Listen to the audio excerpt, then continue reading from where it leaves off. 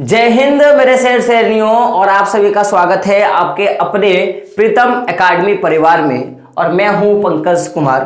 तो चूंकि हमारा जो लास्ट वीडियो था, यानी कि कल का जो हमारा वीडियो था, हम लोगों ने उस पर बात किया था कि वन्य एवं वन्यजीव संसाधन के बारे में बात किया था। और हम लोगों ने देखा था कि समाज की जो रीति रिवाज होती हैं वो किस तरह से वन और वन्य जीवों का रक्षण करती है। और उसी टॉपिक के साथ जो भूगोल का चैप्टर 2 था, यानी कि वन एवं वन्यजीव संसाधन का जो चैप्टर था मेरे रसगुल्लो, वो पूरी तरह से क्या हो गया, खत्म हो गया। और मैंने साथ में उस वीडियो में यह भी बताया था कि अब कौन सा सब्जेक्ट पढ़ाया जाए, और इसके लिए मैंने कम्युनिटी पोस्ट में यह भी डाल दिया था कि आपको क्या पढ़ना है। तो ज्यादा से ज्यादा जो वोटिंग था वो हिस्ट्री पे हुआ।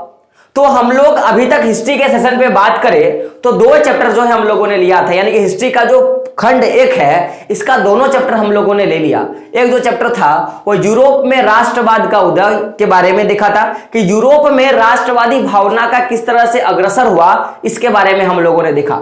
तो वो वाला वीडियो अगर आप नहीं देखे हो तो वो भी जाके आप देख लो।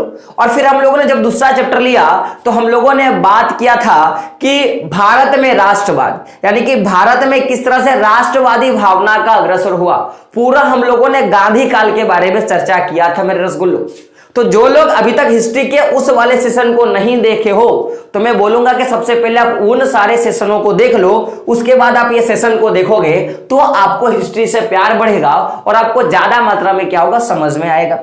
लेकिन अगर आप लोग फर्स्ट टाइम हमारे चैनल पे हो और आपको हमारी वीडियो देखना पसंद है तो सबसे पहले आप क्या करो कि प्रीतम एकेडमी के परिवार का जो चैनल है इसको सब्सक्राइब कर ले, और जो बेल का आइकन होता है मेरे दोस्त रसगुल्लो, उसको भी क्या करो, आप टच कर दो, ताकि जितना भी मैं वीडियो डालूं उसका नोटिफिकेशन सबसे पहले आप तक पहुंच पाएगा और आप क्या कर सकोगे, सीख पाओगे। तो आज का जो टॉपिक है, या आज से जो वीडियो शुरू होगा कुछ दिनों के लिए, वो क्या होगा, भूमंडलीकृत विश्व का बनना, यानी कि हिस्ट्री का चैप्टर 3 जो है, अगर मैं बात करूं खंड के हिसाब से, तो हिस्ट्री का जो भाग 2 है उसका पहला नंबर का जो चैप्टर है वो क्या है, भूमंडलीकृत विश्व का बनना। हम लोग इसके बारे में बात करेंगे। तो आज का जो पूरा टॉपिक रहेगा वो इस चैप्टर का हम लोग इंट्रोडक्शन पार्ट, यानी कि मैं बोल सकता हूं कि जो परिचय वाला जो पार्ट है, इस पे हम लोग बात करेंगे। तो टोटली हम लोग इसमें देखेंगे कि भूमंडलीकृत विश्व के बनने में आज से 50 साल पहले और अभी के जिंदगी में क्या चीजें हैं, कि ये चैप्टर के बारे में हम लोग पढ़ रहे हैं। दूसरा कि इस चैप्टर में हम लोगों को क्या क्या पढ़ना है, इसके बारे में भी हम लोग क्या करेंगे, चर्चा करेंगे। तो वीडियो को लास्ट तक देखें, तब आपको क्या पता चलेगा कि क्या चीजें होती हैं। और मैं एक चीज बोलूंगा, मैं हमेशा संघर्ष करो दोस्तों। मैं हमेशा बोलता हूं कि बरसात से मुलाकात यूं ही नहीं होती, धरती को धूप से जलना पड़ता है। कि बरसात यूं ही नहीं होती, धरती को धूप से जलना पड़ता है। कि शोहरत के शिखर पर चढ़ने के लिए, कि शोहरत के शिखर पर चढ़ने के लिए घुटनों के बल चढ़ना होता है। जो संघर्ष से कभी परिचित नहीं हुआ मेरे रसगुल्लो, जो संघर्ष से कभी परिचित नहीं हुआ, मेरा वादा है दोस्तों, वो कभी इतिहास में चर्चित नहीं हुआ। तो अगर आपको इतिहास में चर्चित होना है तो आपको संघर्ष करना पड़ेगा, आपको बलिदान देनी होगी। तो बलिदान पे मुझे एक बात याद आ रहा है कि रक्त बहा के श्रृंगार करूं, खामोश यहां तलवार नहीं, हम शेरों के वंशज हैं, हमें हार तो कते स्वीकार नहीं। हमारा बस एक ही लक्ष्य है, हमारा बस एक ही लक्ष्य है कि एग्जाम के खोपड़ी में क्या करना है, छेद करके आना है। और कहा गया है कि अपने लक्ष्य को भुलाकर जिया तो क्या जिया, कि अपने लक्ष्य को भुलाकर जिया तो क्या जिया, दम है तो उसे पाके दिखा, दम है तो उसे पाके दिखा, लिख दे अपनी खून से कामयाबी की लकीर। मेरे रसगुल्लो ध्यान से सुनना, कि लिख दे अपनी खून से अपनी कामयाबी की लकीर, और बोल दे उस खुदा को कि दम है तो उसे मिटा के दिखा। तो हमारा जो टारगेट है इस पूरे हिस्ट्री के सेशन को और एसएसटी के सेशन को एकदम निचोड़ के खा जाना, और इस पे क्या करना है, रुद्र तांडव जो होते हैं हमें करना है। तो आज का जो टॉपिक है भूमंडलीकृत विश्व पे, तो मैं इस पे बात करता हूं। तो समझिएगा ये जो चैप्टर है पूरा वैश्वीकरण के प्रभाव पे डिपेंड है, कि पूरे इस चैप्टर में हम लोग वैश्वीकरण के बारे में पढ़ेंगे। तो अभी बात रहा कि सर वैश्वीकरण क्या होता है, तो मेरे रसगुल्लो ध्यान से सुनना। वैश्वीकरण दो शब्द से बना है, एक तो विश्व, एक तो क्या है विश्व, और दूसरा क्या है आधुनिक, क्या है आधुनिकीकरण, क्या है आधुनिकीकरण, आधुनिकीकरण। तो वैश्वीकरण बनता है विश्व के आधुनिकीकरण, जब पूरा विश्व आधुनिक बन गया, या जब पूरे विश्व में आधुनिकीकरण का भाव पैदा हो गया, तो तब जाके पूरा जो विश्व है वो वैश्वीकरण प्रभाव में आया। तो वैश्वीकरण प्रभाव के दौरान हमें क्या क्या चीजें देखने को मिलती है, पहले हम लोग इस पे बात कर लेते हैं मेरे रसगुल्लो। तो आज गांधी जी डिजिटल इंडिया चिल्ला रहे हैं। आज आप अपने घर पे बैठे आप लाखों का ट्रांसफर कर लेते हो। आज अपने घर पे बैठे आप स्कूल का कॉलेज का फॉर्म भर लेते हो। आप घर में बैठे क्या करते हो, आप लाइव क्लासेस देख लेते हो। तो ये सारे क्या चीज है, ये सारे वैश्वीकरण का प्रभाव है। या मैं अगर एक शॉर्ट लाइन पे बात करूं मेरे रसगुल्लो, तो वैश्वीकरण का बस एक सीधा सा मतलब होता है कि दुनिया के लोगों का सिकुड़ जाना। क्या, दुनिया का सिकुड़ जाना ही क्या कहलाता है, वैश्वीकरण कहलाता है। यानी कि मैं बोल सकता हूं कि सिकुड़ने का मतलब ये नहीं है कि पहले जो पृथ्वी थी इतना था, अभी सिकुड़ के यानी कि छोटा होकर इतना हो गया। इसका मतलब ये नहीं है मेरे रसगुल्लो। तो सिकुड़ने का क्या मतलब है, मैं इस पे पहले बात करता हूं। तो वैश्वीकरण के दौरान क्या होता है कि लोग एक दूसरे से कांटेक्ट जो होता है ना, ये समन्वय जो होता है उसको बहुत कम टाइम में कर लेते हैं, और एक बार में बहुत ज्यादा लोगों के पास क्या होता है कि आप अपने बातों को पहुंचा सकते हो। जैसे मैं अगर आज से 50 साल पीछे जाऊं, आज से अगर मैं 50 साल पीछे जाऊं, तो आपको देखने को मिलेगा कि अगर मैं एक टीचर का बात करूं, तो अगर वो अपने बच्चों को पढ़ाता होगा तो कहीं ना कहीं वो एक घर में पढ़ाता होगा, अपने घर में पढ़ाता होगा, और उसको जानने वाले केवल उसी के आसपास के मोहल्ले के बच्चे होंगे। लेकिन आज अगर आप देखोगे तो मैं अपने घर में ही पढ़ा रहा हूं, सेम उसी तरह का मैं पढ़ा रहा हूं, लेकिन आज मुझे खुद नहीं पता कि मेरे बच्चे कौन से स्टेट से हैं या मेरे बच्चे किस जगह से, मुझे खुद नहीं पता।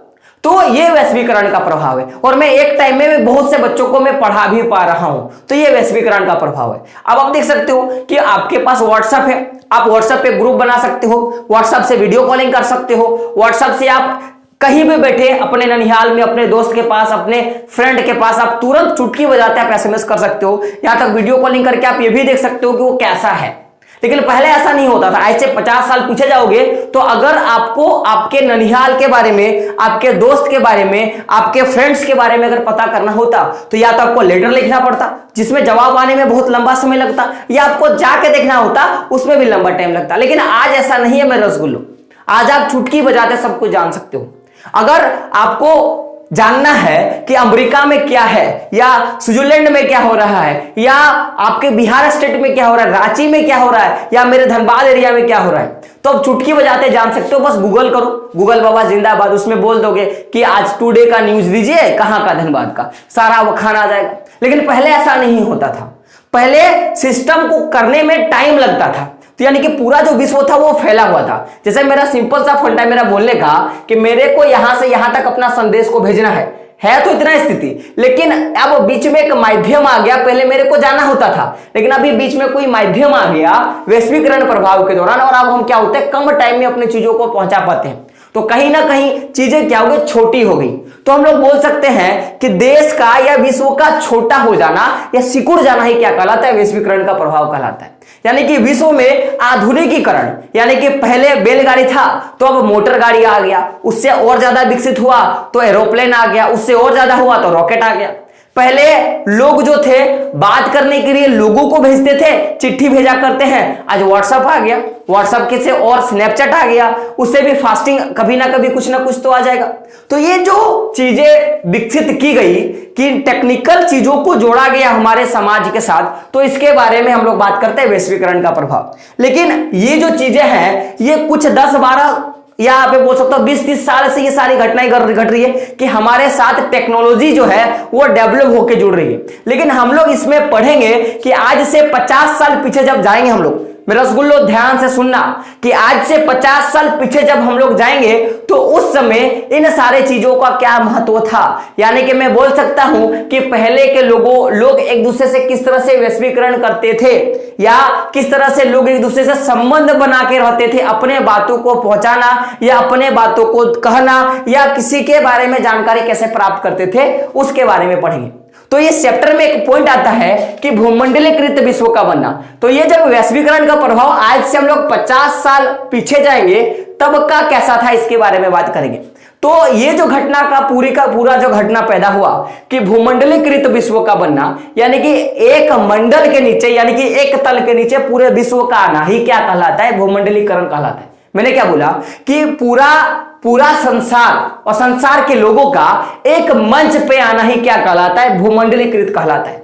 तो मेरे रसगुल्लो, आज अगर हम लोग बात करेंगे कि ये वैश्वीकरण का बात कर ले या भूमंडलीकृत विश्व के बनने में क्या क्या चीजें योगदान रहा, तो वैश्वीकरण का दूसरा रूप ही हम लोग बोल सकते हैं भूमंडलीकृत विश्व। मैंने क्या बोला कि भूमंडलीकृत करण का मतलब होता है कि एक मंच के नीचे पूरे विश्व का आ जाना। जैसे हम लोग फेसबुक का बात कर ले, आज फेसबुक के नीचे पूरा विश्व जुटा हुआ है, आप गूगल के नीचे पूरे विश्व की जानकारी ले सकते हो। तो ये क्या है, एक मंच है ना, एक तरह का आपको आधार प्रदान कर देता है जिससे पूरा चीजें क्या होती है आपको निचोड़ के मिल जाती है। तो पहले जो भी व्यापार हुआ उस व्यापार से किस तरह से वैश्वीकरण का प्रभाव फैला, या लोग जब काम की तलाश में एक जगह से दूसरे जगह जाते थे तो उसमें किस तरह के चीजों का समावेश हुआ और किन सारे चीजों का मैं बोल सकता हूं वैश्वीकरण हुआ। यानी कि उन्होंने हमारे चीजों को सीखा, हमने उनके चीजों को सीखा और फिर हम लोग एक दूसरे से संबंध बनाए, सामने रहे। तो पहले अगर मैं बात करूं भूमंडलीकृत विश्व के बनने में सबसे बड़ा जो प्रक्रिया था आज से 20 साल पहले, आज से 50 साल पहले, तो वो क्या था, पहला व्यापार। दूसरा क्या था, काम के तलाश में लोग एक जगह से दूसरी जगह जा रहे हैं जिसके कारण भी वैश्वीकरण का प्रभाव हुआ, या मैं बोल सकता हूं कि भूमंडलीकृत विश्व बना। और सबसे बड़ा था पूंजी व बहुत से सारे चीजों की आवाजाही। लोग किसी सामान को खरीदने के लिए या उस सामान के ट्रांसपोर्टर के लिए या आयात या निर्यात के लिए भी क्या करते थे, भूमंडलीकृत विश्व को बनाते थे। तो मेरा रसगुल्लो एक क्वेश्चन आता है कि भूमंडलीकृत विश्व के बनने की प्रक्रिया में क्या क्या चीजें जो है वो अपना भूमिका अदा करती है, तो आप क्या बोलोगे, व्यापार। दूसरा क्या बोलोगे, काम के तलाश में लोगों का एक जगह से दूसरे जगह जाना। और तीसरा क्या बोलोगे, पूंजी व बहुत सारी चीजों की आवाजाही। ये क्वेश्चन आता है मेरे रसगुल्लो। तो टॉपिक में क्या था, टॉपिक पे मैं बात करता हूं, इंट्रोडक्शन क्लास पे मैं बात करता हूं। तो बेसिकली हम लोग इस पूरे चैप्टर में वैश्वीकरण के प्रभावों के बारे में देखेंगे कि भूमंडलीकृत विश्व के बनना में, यानी कि एक ही मंच के नीचे लोगों के आने में, एक ही मंच के नीचे लोगों के आने में क्या क्या चीजें अहम भूमिका निभा रही है। तो इसमें हम लोगों को व्यापार के बारे में देखना है, लोगों के काम के तलाश के बारे में देखना है, पूंजी के बारे में देखना है, और बहुत से ऐसे चीज है जिनका आदान प्रदान या मैं बोल सकता हूं कि आयात और निर्यात से किस तरह की जो वैश्वीकरण का प्रभाव आया, इसके बारे में हम लोग देखेंगे। तो ओवरऑल हम लोग इस पूरे चैप्टर में ये देखेंगे कि हम उन युगों के बारे में भी जानना पड़ेगा कि जिससे आज हम लोग गुजरे हैं, उस युग के बारे में पढ़ेंगे। हम तो वैश्वीकरण प्रभाव के बारे में पढ़ेंगे ही, साथ में हम उस युग के बारे में पढ़ेंगे। आज से 50 साल पीछे का जो काल था हमारा, या जो 50 साल पीछे का जो हमारा पूरा टाइम पीरियड था, उसके बारे में हम लोग देखेंगे। तो ये तो पूरा इंट्रोडक्शन क्लास था, ये आपको बताना है कि आपको इंट्रोडक्शन क्लास कैसा लगा। तो अगर हम बात करें कि इस पूरे बुक में, सेशन में हम लोग क्या पढ़ेंगे, तो सबसे पहले मैं 2 टॉपिक पे बात करता हूं। टोटल आपको 4 टॉपिक पढ़नी है। तो जो 2 टॉपिक है, एक तो पहला आपको पढ़ना है आधुनिक युग से पहले का, यानी कि अभी आपको वैश्वीकरण का दिख रहा है, तो मान लो कि आज आपको वैश्वीकरण का प्रभाव अभी दिख रहा है, तो आज से 50 साल पीछे क्या क्या चीजें हो रही उसके बारे में देखेंगे। और उसमें एक देखेंगे हम लोग रेशम मार्ग के बारे में, भोजन की यात्रा के बारे में देखेंगे, जितने भी विजय है यानी कि लोग जितने भी राजा महाराजाएं क्या बोल सकता है, मैं बोल सकता हूं कि युद्धों को जीता, उसके बारे में देखेंगे, और उनसे बीमारी हुआ और व्यापार हुआ, इसके बारे में देखेंगे। फिर जो दूसरा टॉपिक रहेगा वो 19वीं शताब्दी के बारे में देखेंगे कि 19वीं शताब्दी का डेट याद रखिएगा, 1945 से 1914 के बीच के बारे में देखेंगे। और इसमें देखेंगे विश्व अर्थव्यवस्था का उदय, और फिर देखेंगे तकनीक की भूमिका, यानी कि किस तरह से जो टेक्नोलॉजी है वो भूमिका अदा की इस 19वीं सदी में। फिर उपनिवेशवाद के बारे में देखेंगे कि किस तरह से लोग दूसरों पे शासन करना शुरू किया। एक बीमारी के बारे में देखेंगे, रेंडर पेस्ट के बारे में, जो मवेशियों पे फैलने वाला प्लेग की तरह का बीमारी था।